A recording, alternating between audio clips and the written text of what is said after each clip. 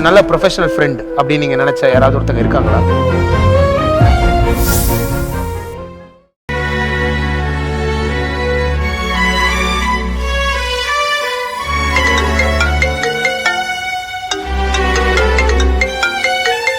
Lawyer கால் பண்றாங்க.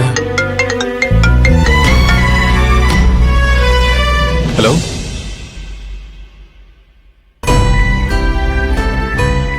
Morning 10 o'clock. Okay madam.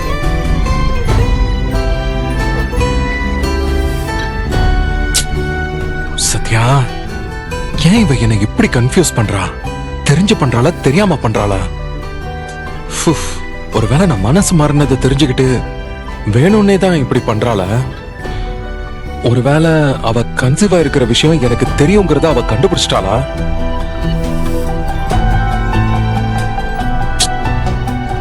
எதுவா இருந்தாலும் ஓப்பனா பேசிட்டா எல்லாமே முடிஞ்சிரும்.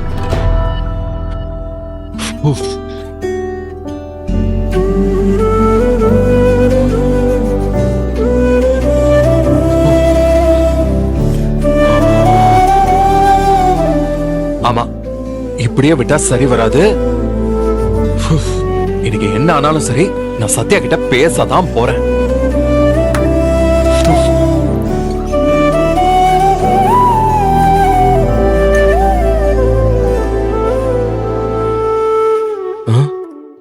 இந்த தடவை எதனாலையும் சொதப்பிடக்கூடாது. சத்யாவை பார்த்தும் பேச்சு வராம போயிடும். அது நடக்க கூடாது. ஃபுல் ப்ரிப்பரேஷனோட பேசணும்.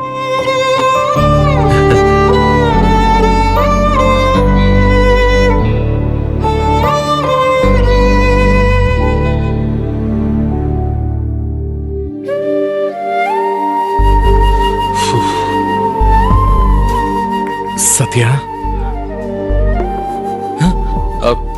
இப்ப எதுக்கு முகத்தை இவ்வளவு இறுக்கமா வச்சுக்கிட்டு? நார்மலா பேசுடா.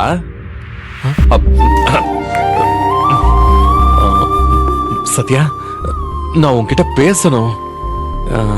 நான் எதை பத்தி பேச போறேன்னு உனக்கும் தெரியும். நம்ம டிவோர்ஸ் விஷயத்தை பத்தி தான் பேச போறேன்.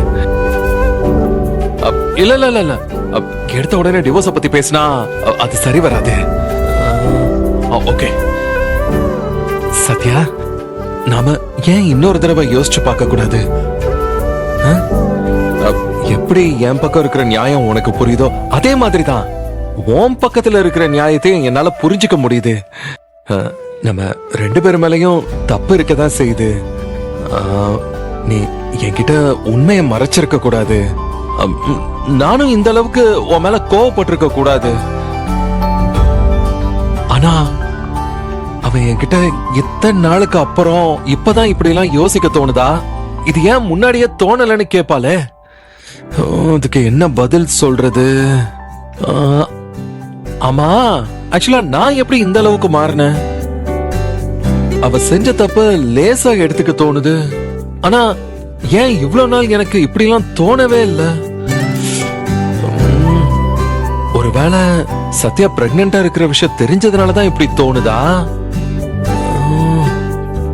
இல்ல, எதுவா இருந்தா என்ன, இப்போவாச்சும் மனசு மாறினுச்சுல்ல. ஓகே சத்யா, நமக்குள்ள நடந்த பிரச்சனை எல்லாத்தையும் இத்தோட மறந்துடுவோம். திரும்பவும் நம்ம பழைய மாதிரியே இருக்கலாம்.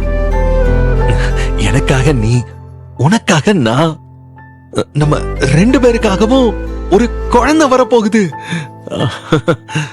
நம்ம 3 பேரும் சந்தோஷமா இருக்கலாம் சத்யா. டிவோர்ஸ் பெட்டிஷனை வாபஸ் வாங்கிக்கலாம். அது எப்படி? அவங்க இஷ்டத்துக்கு நடந்துப்பாங்களா? நீ ஏன்டி இப்படி கன்ஃபியூஸ் ஆகுற? இங்க பாரு, தப்பு எல்லாமே உன் ஹஸ்பண்ட் மேலதான். இதுக்கு நீ கில்ட்டியாக வேண்டிய அவசியமே இல்ல. என்ன, கன்சீவா இருக்கியா? இது உன் ஹஸ்பண்ட்க்கு தெரியுமா? எப்போ? 2 days முன்னாடி தானா? சரியா போச்சு. இப்பதானே எல்லாமே புரியுது. ரேவதி, உன் ஹஸ்பண்ட் இன்னும் அவர் செஞ்ச தப்ப உணரல. உன்னை பிரிய கூடாதுன்றதுக்காக ஒன்னும் அவரே டிவோர்ஸ் வேண்டான்னு சொல்லல. உன் வயித்துல வளர்ற அவரோட வாரிசு இருக்குல்ல, அதுக்காக தான் திரும்பவும் செய்யணும்னு நினைக்கிறாரு. சரி, இன்னைக்கு அவர் இப்படி சொல்றாருன்னு நீயும் டிவோர்ஸ் வேண்டான்னு சொல்லிட்டு மறுபடியும் அவர் கூட சேர்ந்து வாழ்றேன்னே வச்சுக்கோ. உனக்கு குழந்தை பிறந்த பிறகு அது வளர்ந்ததுக்கு அப்புறம் மறுபடியும் உன்னை வீட்டை விட்டு அனுப்ப மாட்டாருன்னு என்ன நிச்சயம்? எல்லாருமே செல்ஃபிஷ் தான். பொதுவா எல்லா ஹஸ்பண்டும் குழந்தைய காரணம் காட்டிதான் மறுபடியும் நம்ம கூட சேரணும்னு பாப்பாங்க. அது எப்படி? இத்தனை நாளா அவர் மேல இருக்க தப்ப உணராதவரு இப்போ நீ கன்சீவா இருக்குன்னு தெரிஞ்சதும் திருந்திட்டாரா என்ன? அப்படி அவர் திருந்திட்டாருன்னே வச்சுப்போம். ஆனா அவரு உனக்காக மனசு மாறலையே, குழந்தைக்காக தானே மனசு மாறி இருக்காரு. இங்க பாரு, நான் உன் ஹஸ்பண்ட் கூட நீ சேர வேண்டான்னு சொல்லல, அது உன் இஷ்டம். நான் ஜெனரலா தான் சொன்னேன். என்ன முடிவெடுக்கணும்னு நீயே யோசி. சரி ரேவதி, இப்ப என்ன, நான் வேணா உன் ஹஸ்பண்ட் கிட்ட பேசவா? அப்ப ஓகே, நீ பேசிட்டு என்னன்னு சொல்லு. பாய்.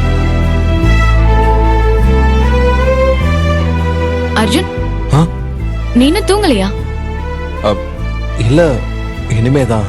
நான் போன்ல பேசினதை கேட்டீங்களா? என்னடா இவ லைஃபே மீனிங்லெஸ்ஸா தள்ளாடிட்டு இருக்கு, இவ அடுத்தவங்களுக்கு அட்வைஸ் பண்ணிட்டு இருக்காளேன்னு நினைக்கிறீங்களா? இப்ப போன்ல பேசினவ என்னோட க்ளோஸ் ஃப்ரெண்ட். அவளுக்கும் அவ ஹஸ்பண்டுக்கும் லவ் மேரேஜ் தான் நடந்தது. எல்லா லவ் மேரேஜும் ஆரம்பத்துல நல்லபடியா தான் போகும். அவ ஹஸ்பண்ட் கூட இப்ப அவளுக்கு கொஞ்சம் ப்ராப்ளம் ஆயிடுச்சு. அதனால அது டிவோர்ஸ் வரைக்கும் போயிடுச்சு. இப்போ ஒரு மாதிரி கன்ஃபியூஸ்டா இருக்கா. பாவம், ஒரு முடிவை அவளால ஸ்ட்ராங்கா எடுக்க முடியல. அதான் எனக்கு கால் பண்ணா.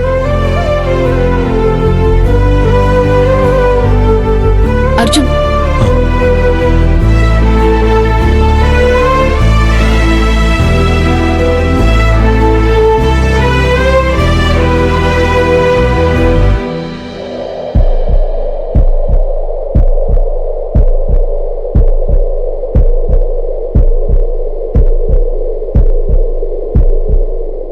சத்யா,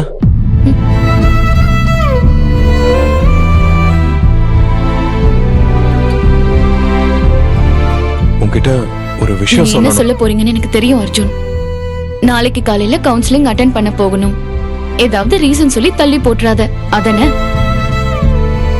என்ன ஆனாலும் சரி, நாளைக்கு நான் கவுன்சிலிங் வரேன். லாயர் கம்பல் பண்ணா போய் தானே ஆகணும். ஆனா இதனால எதுவுமே மாறிட போறதில்ல. அடுத்த ஹியரிங்க்கு நம்ம கரெக்டா போயிடலாம் அர்ஜுன். நீ கேட்ட மாதிரியே நான் டிவோர்ஸ் கொடுத்துடுறேன்.